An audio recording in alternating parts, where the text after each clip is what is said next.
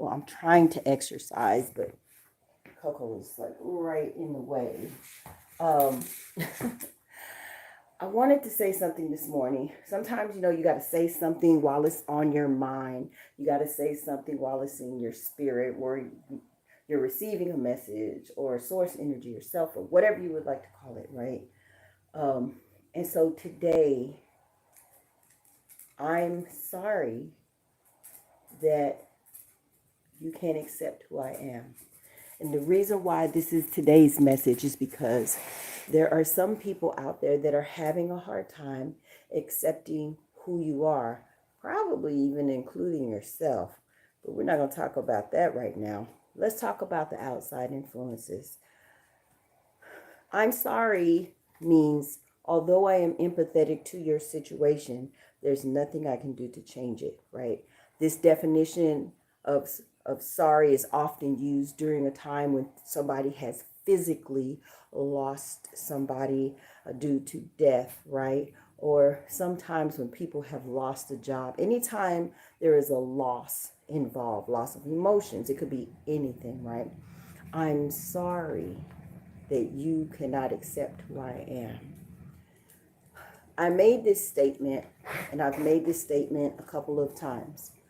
One, you want me to be who you want me to be, and that is why you are miserable. I'm going to say it again for the people in the back, but I'm not going to yell it. I'm not going to scream it. Let me get closer. Let me closer. Let me closer. You want me to be who you want me to be, and that is why you are miserable. When someone wants to control your life and they want you to be who they want you to be, it becomes a challenge. It becomes offensive against them, who you are, right? All you can do is apologize and continue to be you. Please don't fall into that situation where you start accommodating other people, be it family, be it friends, be it coworker, be a romantic mate, where you begin to lose yourself. We've all lost ourselves in people, whether it was our grandparents, our mother, our friend, or co-workers, or our wives or husbands, boyfriends, girlfriends, spouses, anything like that, right? When you find yourself in a situation with a person who is not accepting you for who you are, you have a choice. You can talk to them. Let's talk about the positive stuff first. You can talk to them. You can communicate effectively. You can let them know who you are, why you are, right? But sharing is different from convincing. When you're doing this, you're not convincing, you're sharing who you are, right? Now, for some people, this is where they mess up, right? They begin to try to convince people of who they are, to try to keep them in their life. Let's talk about the second thing, because all my thoughts are flooding in at once, and I want to keep this message very simple. If you are the person that's on the opposite end, and you're trying to change somebody, and you want them to be who you want them to be, I'm going to ask you this very simple question. At what point did you start loving that person more than you love yourself? Now, before you automatic response kick in and start, no, I do love myself, but I just want them to be no. That is not loving yourself, right? If this person could only be, if this situation with this person could only be if they could fix, right? Remember what I said earlier, right? You want me to be who you want me to be, and that's why you're miserable. And by default, indirect fault, you are also causing the other person to be just as miserable as you. Where can this lead to? This can lead to emotional unavailability, right? Come on, talk to me, talk to me. Why does the person become emotionally unavailable? Because you've put in your request so many freaking times of what you want them to be, and they have voiced their opinion. They've not opinion, but they have voiced, this is who I am and this is who I want to be, and I don't want to change that part. Now, if they like, I'll consider it, or I want to, and they don't make those changes and you're still unhappy, they stop voicing after a while. An emotionally unavailable person, which is what I'm studying right now, they have a propensity to avoid communicating because they feel like vulnerability will be used against them. And that's exactly what's happening when you're asking that person to consistently change and to consistently do something, and they're making a choice not to do it, right? Hey, sis. Hey, I see you. Hey. So what happens? Now you become upset. Now you start blaming other people for how you feel. So this is the other part, right? This is the other new thing that I've been saying. So if you see me looking away, it's because I'm processing to try to get everything correct. Stop blaming others for not being who you want them to be, which is why you're miserable. You chose to love those people more than you chose to love yourself.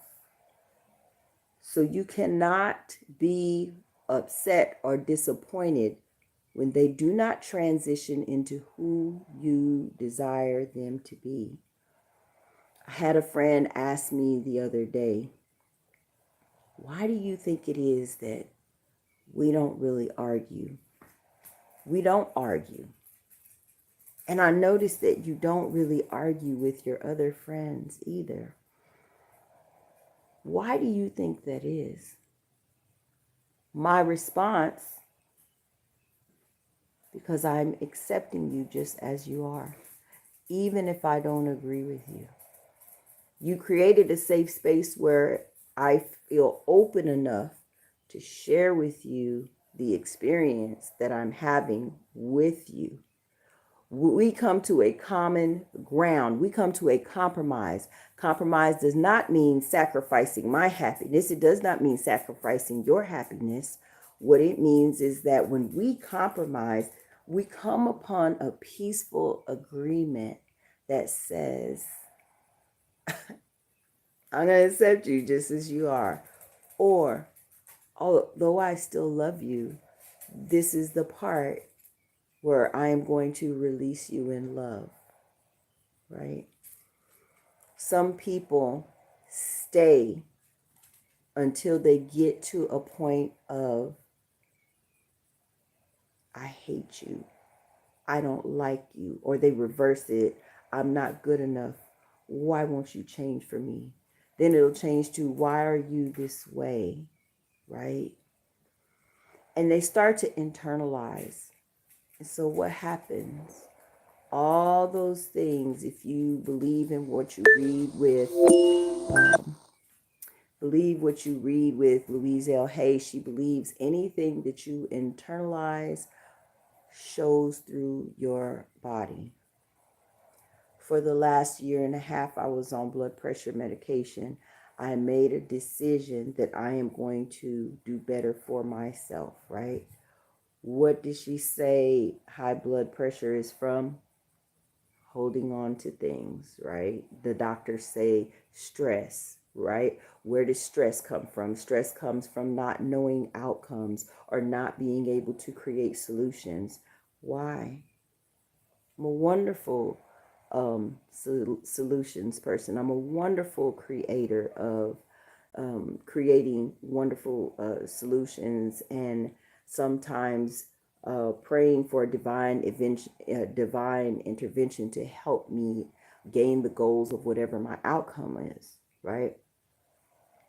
Sometimes we get so caught up in the day to day, and we begin to surround ourselves with people that complain, surround ourselves with people that are in the old spaces that we used to be in.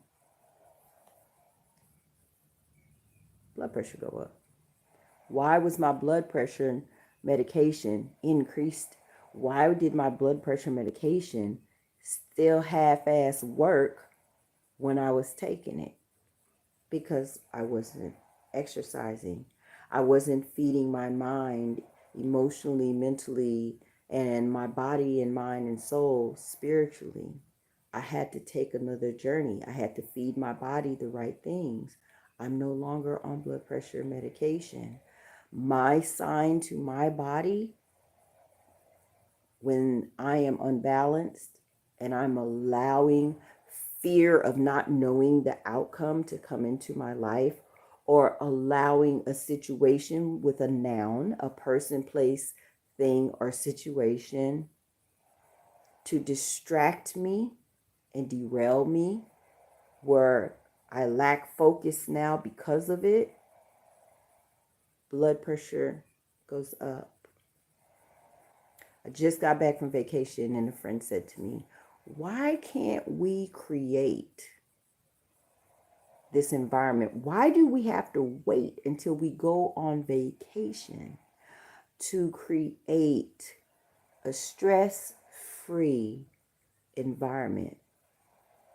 Because we did a cruise, and on that cruise, I love cruises because I completely disconnect. There's no internet. There's no phones. There's nobody calling you. There's nobody.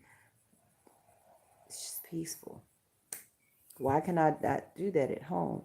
Why make a choice to stress to go to work? You chose that job, right? Why stretch? I got to make this amount of money. Why not receive and be in receive mode? You have everything you need, right? I digress. Let's get back on topic. And then I'm going to wrap this up because I wanted to get this out for not only whoever needs it, but also for myself. I am today going to encourage you to make a video of yourself today, even if it's 60 seconds, and tell yourself where you are right now. Today is Monday. By the end of the week, I want you to make another little 60-second video, 30-second video again. And I want you to say, this is where I am. After you make the second video, I want you to go back and watch the first video. And I want you to see what the difference is. Are you the same? It's okay. Or because you put out and acknowledged what was going on in your life, did it shift? Did it change? Did you elevate? Did you evolve? Good. Did you get worse? As a people, we need to start acknowledging what our shifts and moods are and start paying attention. Don't allow the outside of influences of who people think you are and who they want you to be cause you to shift and change. Just say, I'm sorry. That's it. I'm sorry. I'm not who you want me to be. So now I guess we must have this conversation. I love you guys. Have an awesome and amazing day. Do the video. Do something for yourself today, even if it's 30 seconds of just